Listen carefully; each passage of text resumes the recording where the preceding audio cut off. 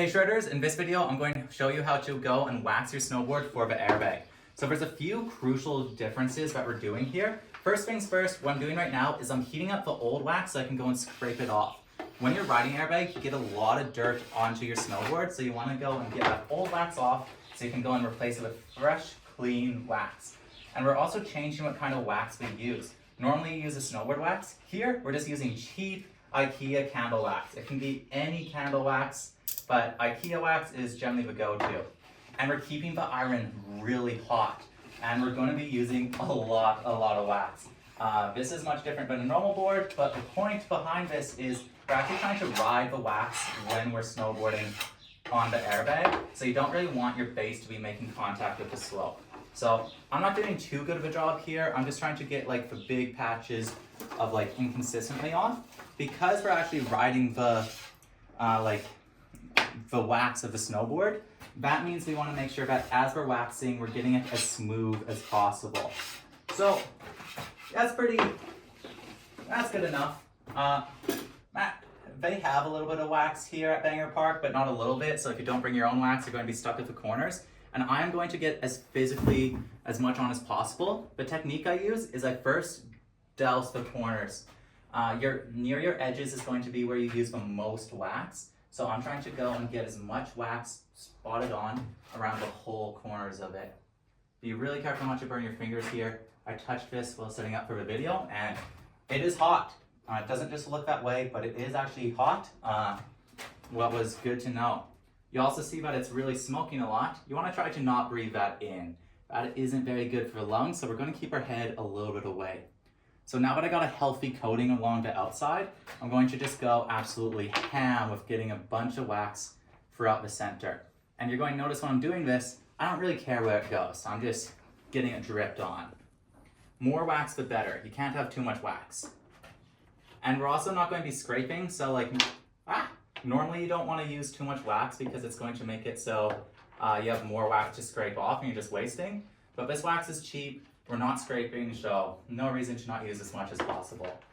Much better if you bring your own wax because this is really tedious with these little bit of nubs. And then once we get all the wax on here, it's going to be really important to get the waxing done as fast as possible.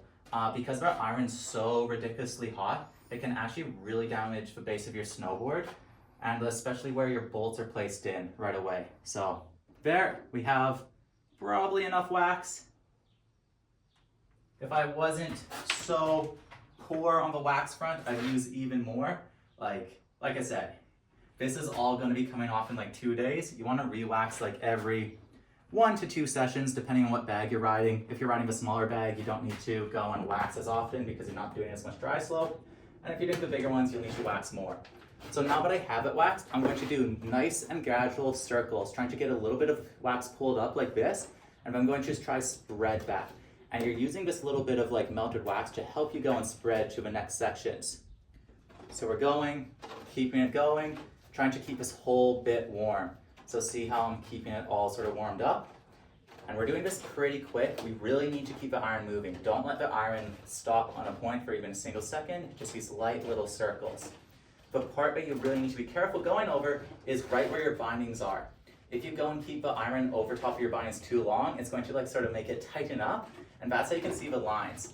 Ben, if you want to zoom in, you can sort of see where the bolts are. The more you keep the iron on that part by the bolts, the more pronounced that's going to be. And if you do it too much, it's going to eventually go and start impacting the base of your snowboard. A little bit, that's just an aesthetic thing that you're trying to avoid. But that's basically the reason why we don't need to pull the bindings off, because we're trying to pull the wax over here, then spread it to where the bindings are so we can spend as little time over the bindings as possible. So now that I have all the wax melted and all smoothed out, this is where the most important part comes in, and it's the pull through. So to do this, you're going to start on one end, get a little bit of wax going, and you're going to keep constant pressure and pull it through, trying to keep it very smooth. We don't want to do it too hard or too soft. If you do it too hard, you're going to scrape all of your wax off. Too soft, and you might not melt it the whole way through. Consistent line through, all the way to that nose to pull off the excess. Then for the center, I go and straighten it, pull it all the way through, And this is also doing a lot to clean the board. Any extra wax is going to come off in this process, and it's going to take the dirt with it. And then the last one, we go put it here, and again, just follow it, clean, consistent pressure the whole way through.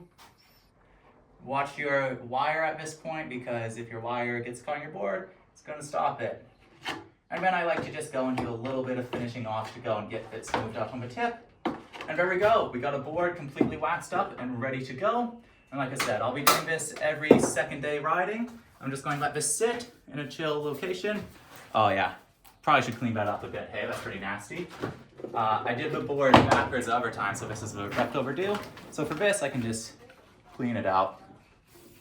This doesn't really matter. It just was bothering Ben aesthetically, so we're fixing it up. I'm gonna just pull it and make sure we're finishing pulling it to the tip, so we don't have any buildups on the part of the board we're actually using. You never use this part of the board unless you're doing a wicked tail press, so it doesn't really matter.